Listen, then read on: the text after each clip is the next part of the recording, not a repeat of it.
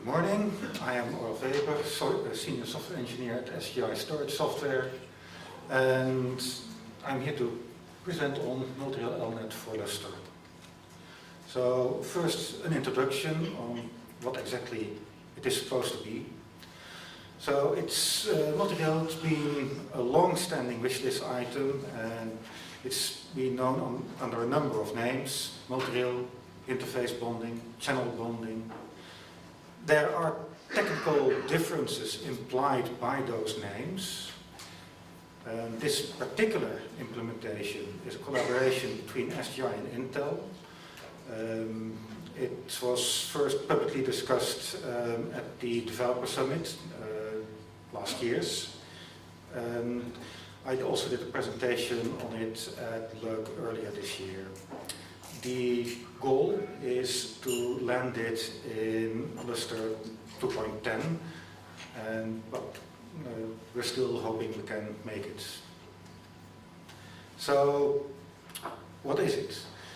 Basically, multi-rail is about allowing nodes to communicate with each other across multiple interfaces.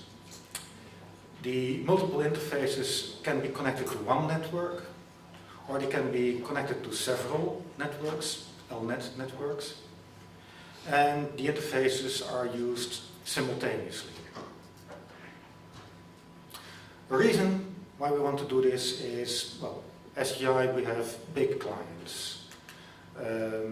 So, for example, UV300 can be up to 32 socket NUMA system, 3000 up to 256 sockets. So basically, you've got a rack or a couple of racks full of equipment, actually the equivalent of a small cluster.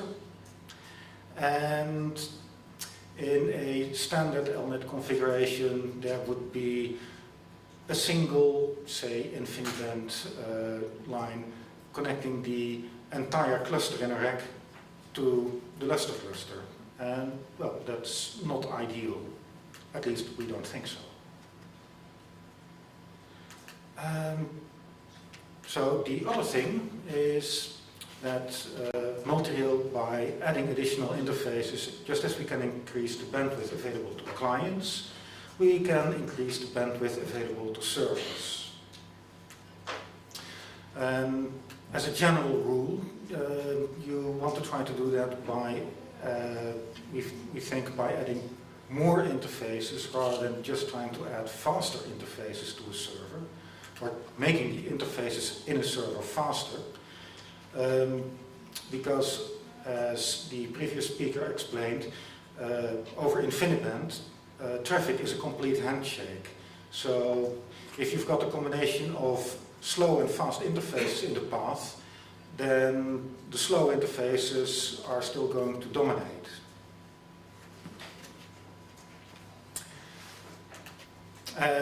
It is possible in the Lustre as it exists today to just add additional interfaces, provided you're willing to redesign your LNet network configuration.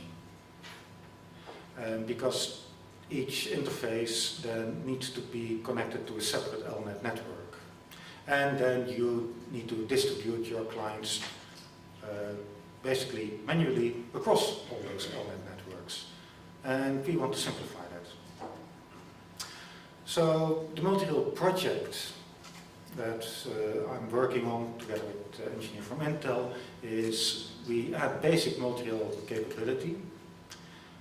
Limitation is we are multiplexing across interfaces as opposed to striping across interfaces. The distinction is striping would mean you've got an interface pair at the sending node, an interface pair at the receiving node. Half the message goes over one path, the other half of the message goes over the other path. But in the configurations that we are interested in, it's not guaranteed that both nodes have the same number of interfaces, which greatly complicates any kind of striping. So instead, what is called multiplexing. There are multiple data streams then that are needed to get optimum performance. To simplify configuration setup, we implement a mechanism called peer discovery, and that means that a multi-rail capable node, that is a node running multi-rail aware version of Lustre, can discover automatically whether or not a peer that it is communicating with is itself multi-rail capable, and whether or not and what the interfaces are, the network IDs are that peer has. We want the configuration to be changeable at runtime.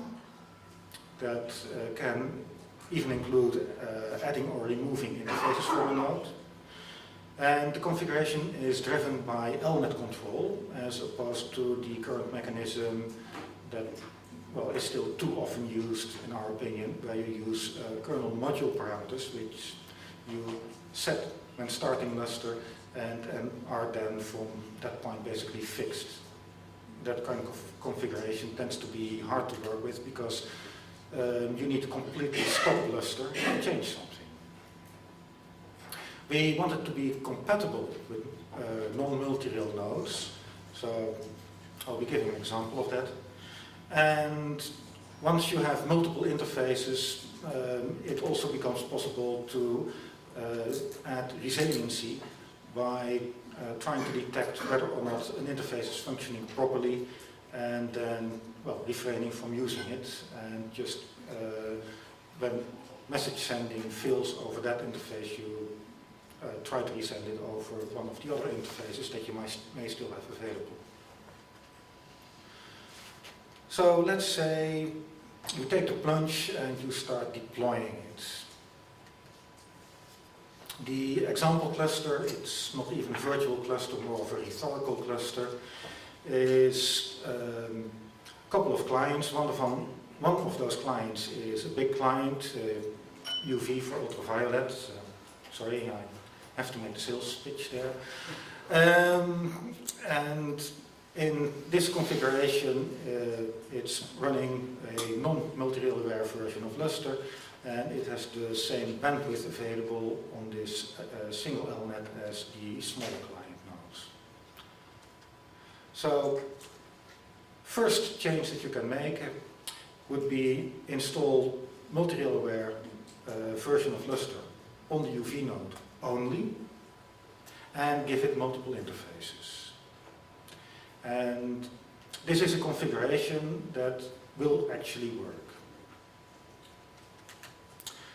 To configure it, instead of doing the module parameter dance, you can configure it by putting the configuration in a file at sysconfig lnet.conf. That will also be read when you start Lustre.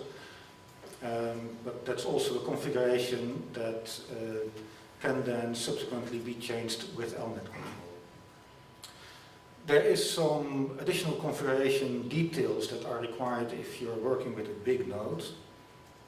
Big nodes benefit from setting up CPTs. That has to do with making LNet aware of the internal structure of a big node. After all, if a big node really is kind of like an entire cluster in a rack, then where an interface is relative to the different parts of that cluster in a rack matters. And CPT information is a way to tell LNet to adapt to that kind of detail. In particular, you can say, for example, that the service threads that help manage an interface should only be run on a specific part of the machine. And our experience is that that does indeed assist performance. So in this example, I have added 4 interfaces. They are evenly spaced through a system that internally has 60 nodes, not to be confused with Lustre nodes. We are still looking at ways to simplify this kind of information further. So far, this particular bit of special configuration is also limited to the big cluster node. All the other nodes don't, well, they are not running a multi-aware version of Lustre, and they don't need to know. So, in this type of cluster, what happens with the traffic flow is that when a process on the UV starts doing an RPC to, say, one of the OSSs, it builds a path to it. It must select one of the local interfaces to use, and from that point on, only that local interface will be used to talk with the corresponding OSS. And the reason for that is that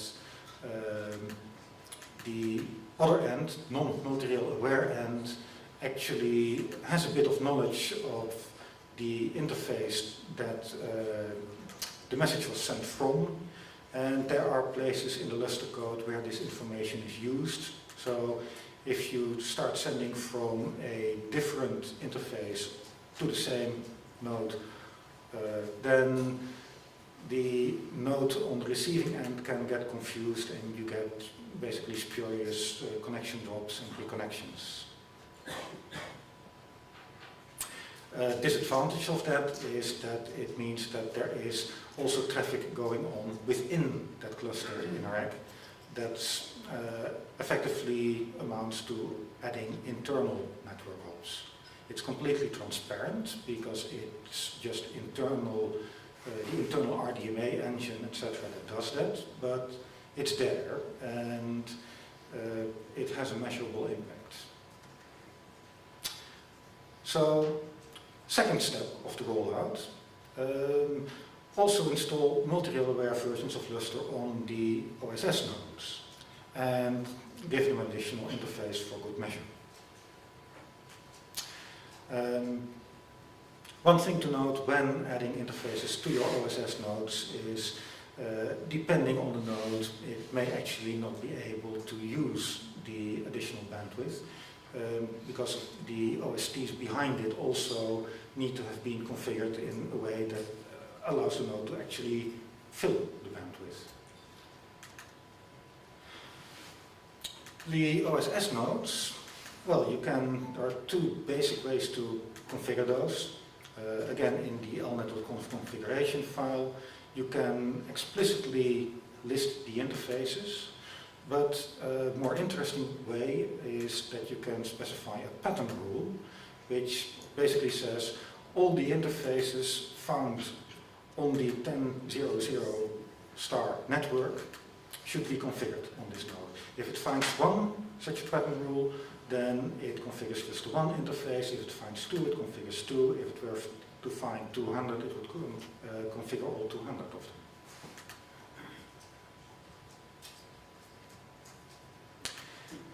The other thing that I mention here is that when it comes to figuring out, in this case, whether the OSS node is multi-rail capable and exactly which interfaces it has, that's where the peer discovery component comes in, which can take care of all of that for you. So you don't need to configure that by hand.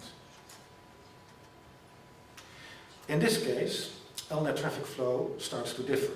Now, all the red paths are candidates for talking to the OSS, and basically there is a path selection algorithm that decides which particular path is preferred for any particular RPC message. In big systems like the UV, as a general rule, you want to pick locally the closest interface and then work from there. And as noted earlier, I mentioned also we are not striping but multiplexing, and as a general rule in a big system there should be more than one process generating traffic. So the other and those also should be spread throughout the system, so that is what is supposed to keep the other interfaces busy.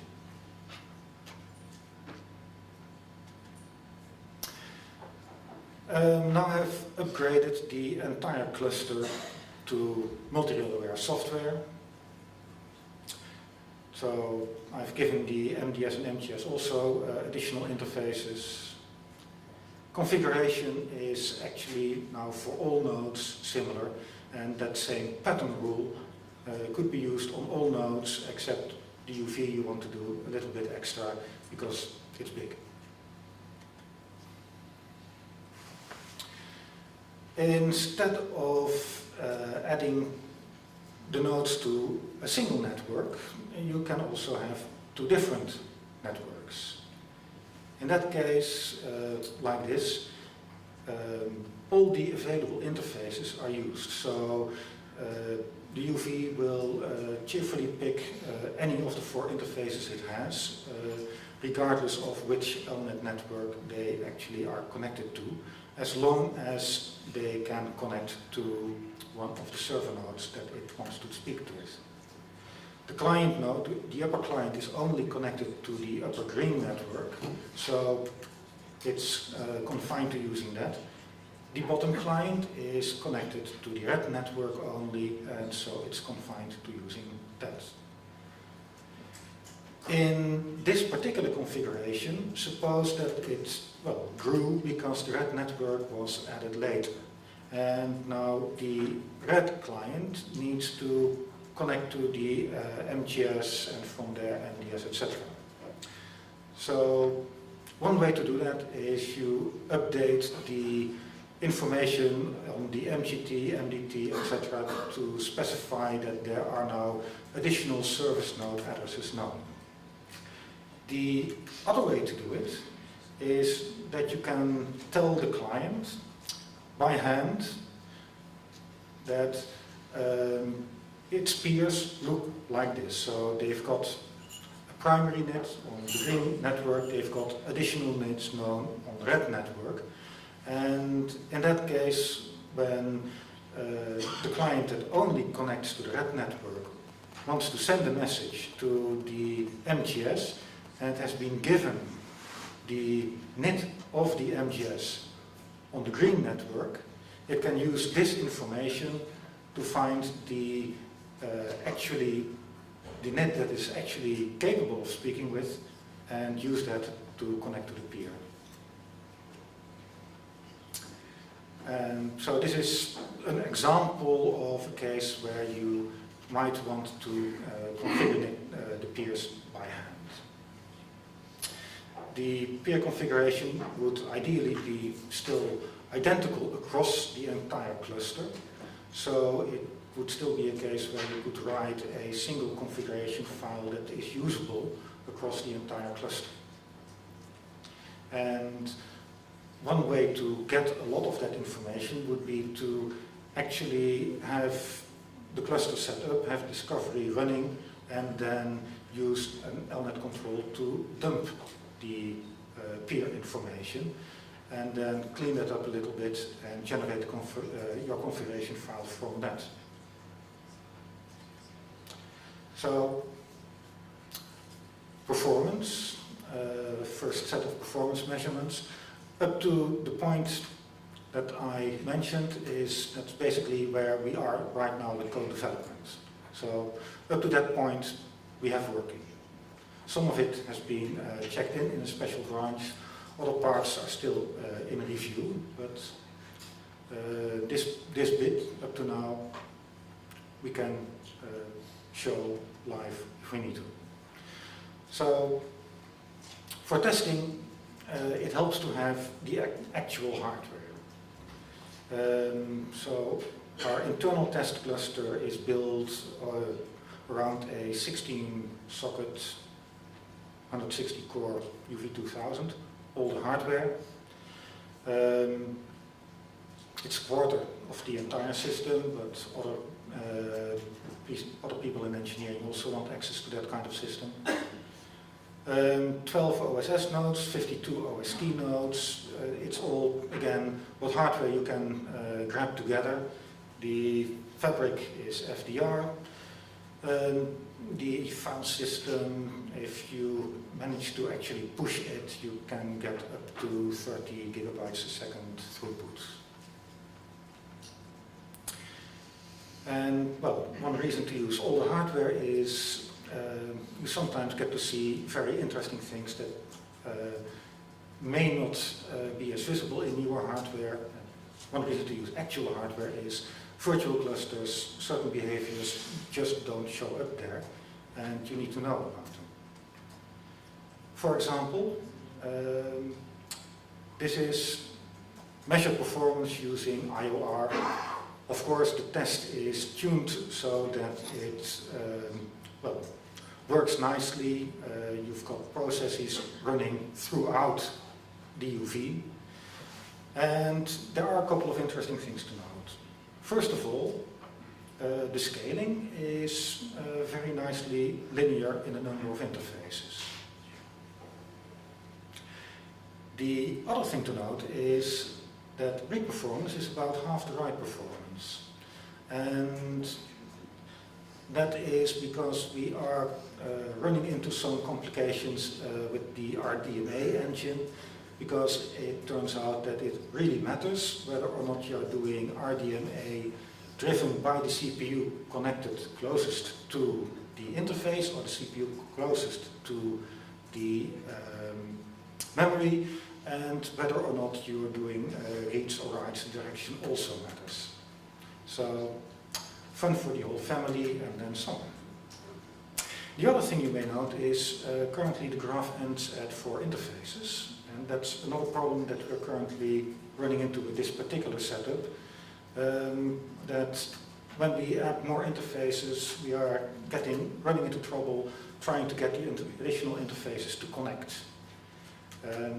As far as we can tell so far, it's not an LNet problem, it's probably not an LND problem, but it may be buried somewhere in the OFET or drivers. So it's a nice and tricky thing to try to debug, and we're still looking into that. Upcoming features.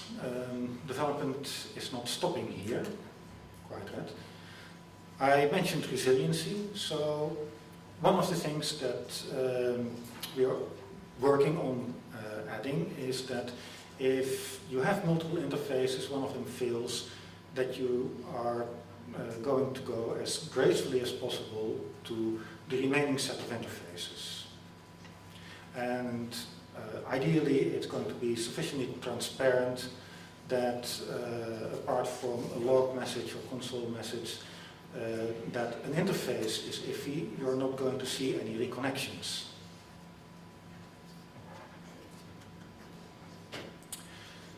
One of the kinds of configuration that then becomes also possible to support is you've got multiple LNets and are using those for resiliency, and you just put a router in between, and in contrast to the current situation where, well, if there is a way to talk to another node without routers, then any routed pathways just are disregarded, is that it now becomes possible to pull in the router when necessary. Another thing that we want to add is prioritizing networks. Say you've got a fast high capacity network and a slower less capacity network that you just want to have in an active standby configuration. So that's one way, one kind of configuration that we want to support. And a final example that I want to show is that we also want to be able to support cases where, say, you have one LNet, it is fully connected, but there is a bottleneck in there. And in that case, you want to be able to set up the configuration so that as long as it isn't needed, clients will avoid using the bottleneck. And should there be a need, say because an interface fails, then the client that needs to use the bottleneck to connect to the service will use it, and everyone else still does it as much as it can to avoid the bottleneck. So, to summarize, code development, it's done on a separate multi-rail branch in the master repository. We've added the basic multi-rail capability with manual configuration. Peer discovery is in review. Resiliency and the advanced routing rules that I mentioned are under development. We're still aiming at completion end of this year, calendar year, but that's, must admit that is getting a little bit doubtful. There's a public wiki page for the project. You can find that via the projects page, and there we've published design documents, also links or copies to previous presentations and other documentation, like, for example, full documentation on how you would configure multi-rail LNet will also be put on there. So, any questions? Did you have a plan to add some congestion control to multi-rail? As we discussed yesterday, currently use a round robin for requests between channels. But at some time, bulk request with 1 megabyte of size will be need more time to transfer. So channels maybe don't load it required. So right now we need to some congestion control to avoid overload for one interface where second is idle. So right now what we're doing is maybe it's still a bit simplistic. More sophistication can be added later. One thing to note is that we do assume that, especially on the bigger nodes, that there isn't just one process driving all the I/O. There should be, if it's a big machine, there should be lots of stuff going on inside the machine. And otherwise, why do we have the big machine? And that would mean that the kind of situation where there's really just one interface that gets congested and everything else is completely idle, that is the kind of situation that you would like to not see happen in the first place. But if you want to discuss it some more, we can do that in the developer day tomorrow. I ask about this because to add this to plan as point of interest, as it will be more generic feature, not interrelated, just multi-rail for single link that will be also used. I'm afraid we have to move on to the next presentation now. Thank you, Olaf.